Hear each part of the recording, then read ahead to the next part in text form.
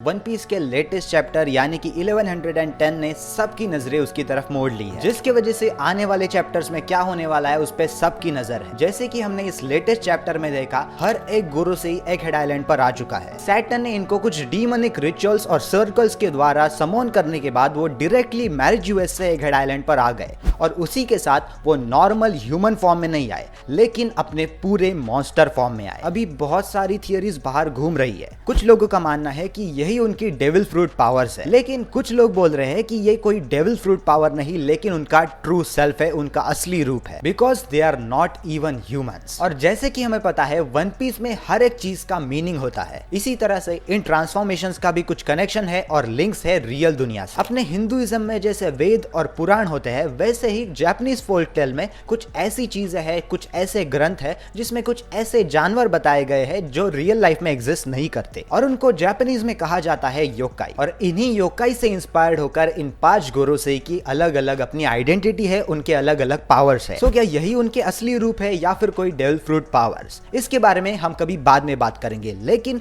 आज की वीडियो में हम देखने वाले हैं उन योकाई के बारे में। सारे के सारे गोरोसेई के पास योकाई की पावर होने के साथ उनके पास हाकी की भी पावर है, जो उनको और भी डेंजरस बना देती है। इन 5 गोरोसेई में से सबसे पहला गोरोसेई है सेंट शेफर्ड जुपिटर। इसका नाम कुछ ऐसा लिखा जाता है, ना कि जुपिटर। पहले हमें लगा था कि इसका नाम जुपिटर होगा, लेकिन नहीं, जू एक इनिशियल बीच वाला नाम है। बहुत सारे फैंस को एक्सपेक्टेड था कि ये सारे गोरोसेईज अपनी रियल पावर्स जल्दी ही दिखा देंगे, और वो उन्होंने इस चैप्टर में दिखा दी है। सेंट शेफर्ड जुपिटर के अंदर कुछ ऐसी पावर्स है जिसके मदद से वो सैंड वर्म में ट्रांसफॉर्म हो सकता है, और जापानीज फोल्कलोर में ऐसा माना जाता है कि ये सैंड वर्म ड्रैगन का एक क्लोजली रिलेटिव है। इस केस में ड्रैगन यानी कि मंकी दी ड्रैगन नहीं, बल्कि असली वाला ड्रैगन, जो कि जापानीज और चाइनीज मिथोलॉजी में पाया जाता है। बस ड्रैगन और सैंडवर्म में 3 ही फर्क है, उसको हाथ नहीं है, पैर नहीं है और पंख नहीं है। बेसिकली वो एक कीड़ा है। सैंडवर्म की नाम की तरह वो हमेशा जमीन के अंदर रह सकता है और किसी पे भी कहीं पे भी जमीन के अंदर से बाहर आकर अटैक कर सकता है, जो कि उसने लेटेस्ट चैप्टर में करके दिखाया। उसने ऑलमोस्ट लूफी को पूरी तरह से खा लिया था, लेकिन उसी परफेक्ट टाइम में डोरी और ब्रॉगी ने वहां पे आके उसकी जान बचा ली। Despite cutting him in 2 parts, I don't believe he is dead, क्योंकि वो गोरोसेई है, इतने जल्दी मरेगा तो नहीं। जैसे कि हमने पहले कुछ चैप्टर्स में देखा था, सेंट सैटर्न के पास बहुत ही खतरनाक और तगड़ी रीजनरेशन पावर है, एंड इट्स वेरी लाइकली कि बाकी के गोरोसेई के पास भी वो पावर हो सकती है, जिसके मदद से जुपिटर वापस से जिंदा हो सकता है। और अगर सच में उन्होंने ये पावर्स डेविल फ्रूट खा के कमाई है, तो डेफिनेटली उनका एक हाइब्रिड फॉर्म आना भी बाकी है,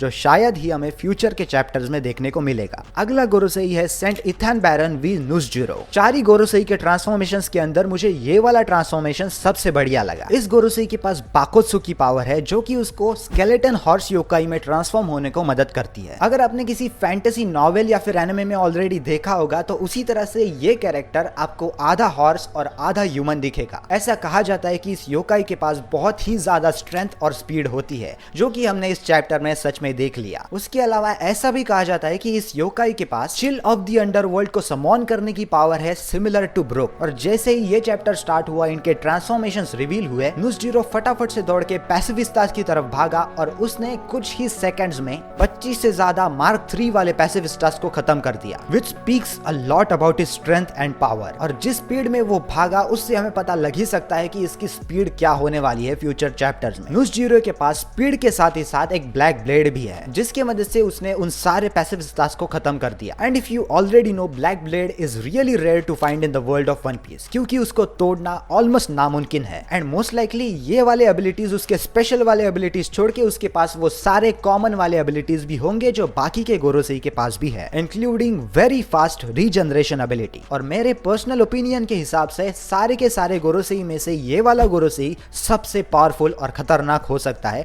due to his control over his sword. अगला गोरोसेई है सेंट टॉपमैन वॉरक्यूरी। 1110 के अंदर इस गोरोसेई का ट्रांसफॉर्मेशन भी हमें देखने को मिल गया, लेकिन उसकी कुछ पावर्स दिखी नहीं। इस चैप्टर में उसकी एंट्री होने से लेकर पूरे एंड तक उसने कुछ भी नहीं किया। और इसके पास बोअर योकाई यानी कि सुअर की योकाई की पावर है, जिसका नाम रखा गया है होकी। अनलाइक अदर योकाई, ये योकाई एक चाइनीज मिथोलॉजी में से लिया गया है, और ऐसा कहा जाता है कि उसके सामने या फिर बोअर की तरह उसके मिशन में, उसके रास्ते पे जो भी कोई आता है, उनको वो तुरंत ही खत्म कर देता है। और जैसे कि हमने पढ़ा, होकी की पावर्स और एबिलिटीज हमें इस चैप्टर चैप्टर में दिखी नहीं है, लेकिन ये बात तो कंफर्म है कि आने वाले फ्यूचर चैप्टर्स में हमें जल्द ही इसके पावर्स देखने को मिल जाएंगे। होगी कि स्पेशल एबिलिटीज या फिर पावर्स छोड़ के ऑफ कोर्स इसके पास सैटर्न की तरह पावरफुल और तगड़ी रीजनरेशन एबिलिटी होगी, which makes things even harder for everyone. अगला और फोर्थ योकाई है सेंट मार्कस मार्स। इसके भी ट्रांसफॉर्मेशन की डिजाइन देखने में मुझे बहुत पसंद आई। इनफैक्ट ऐसा भी कहा जा सकता है कि सारे गोरोसेई के ट्रांसफॉर्मेशंस के अंदर इसका ट्रांसफॉर्मेशन दूसरे नंबर पे है। इसके पास इत्सुमादे नाम की एक पावर है जो कि बर्ड योकाई है। इसके पास ड्रैगन जैसी बॉडी होने के साथ ही साथ पंछी जैसे पंख भी होते हैं, प्लस इसका फेस एक ह्यूमन और बर्ड का मिक्सचर है। उसका फेस और चोंच थोड़ी सी कर्व है और उसके मुंह के अंदर बहुत ही नुकीले दांत है। और इस योकाई के बारे में ऐसा कहा जाता है कि सारे योकाई में से ये वाला योकाई सबसे टफ है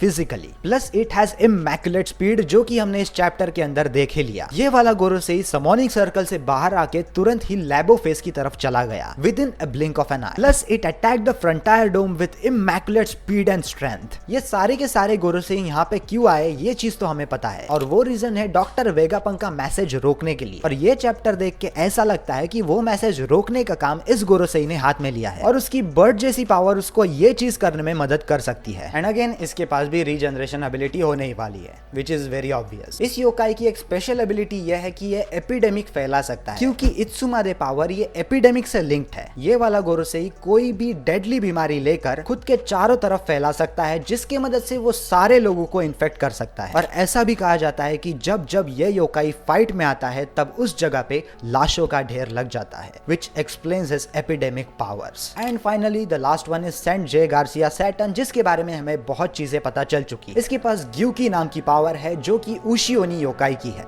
उशी यानी कि ऑक्स यानी कि बैल, और ओनी यानी कि स्पाइडर। और जैसे कि हम सब लोग ऑलरेडी इसका हाइब्रिड फॉर्म देख चुके हैं, ये आधा ऑक्स है और आधा नीचे से स्पाइडर है। इस गोरोसेई के पास एक इनविजिबल ब्लो और अटैक करने की पावर है। उसी के साथ वो एक इनविजिबल फोर्स की मदद से किसी भी आदमी को जकड़ सकता है और उसको वहीं पे पैरालाइज कर सकता है। ये अपने पूरी बॉडी को वेनम में कवर कर सकता है, जिसकी वजह से अगर कोई भी इस पे अटैक करता है और उसको टच करता है तो ये वेनम उसके ऊपर जाके उसकी जान चली जा सकती है। और सबसे इंपॉर्टेंट बात, सैटर्न के पास सबसे बढ़िया और तगड़ी वाली, सारे के सारे गोरोसेई में से सबसे तगड़ी वाली रीजनरेशन पावर है, which is why even gear 5 doesn't even have any effect on him. जैसे ही लूफी जाके गियर 5 में उस पे अटैक करते हैं, उसको डैमेज करता है, वो तुरंत ही रीजनरेट होके या फिर उसका डैमेज रिकवर करके फाइट में वापस आ जाता है, which is currently a big problem for Luffy. और जब इन 4 गोरोसेई की समॉनिंग हुई तब आपने एक इंपॉर्टेंट चीज नोटिस की, वो चीज है ब्लैक स्मोक। अभी आप बोलोगे कि ब्लैक स्मोक का क्या इतना सिग्निफिकेंस है। देखो, लूफी गियर 5 के अंदर आने के बाद व्हाइट स्मोक एमिट करता है, विच सिग्निफाइज गुड स्लाइड। एंड जब जब गोरोसेई या फिर कोई भी CP0 का मेंबर समॉन होता है, कहीं पे भी अपने अटैक्स करता है, पावर यूज करता है, तब ब्लैक स्मोक वहां से बाहर आता है, विच सिग्निफाइज इविल। इसी तरह से अलग अलग जगह से इंस्पिरेशंस लेके कलर कॉम्बिनेशंस यूज करके एइचिरो ओडा अपने स्टोरी को आगे बढ़ा रहा है, which is very interesting and fun for us. आपको क्या लगता है 1110 चैप्टर के बारे में? अगर आपको ये वीडियो पसंद आया होगा तो कमेंट करके जरूर बताना कि आपको क्या लगता है इस चैप्टर के बारे में, और लाइक करना इस वीडियो को और सब्सक्राइब करना मेरे YouTube चैनल को, because I post daily anime related and manga related content on this YouTube channel. Please check out some other 2 videos over here, and that's it, and I will see you in the next one. Sayonara.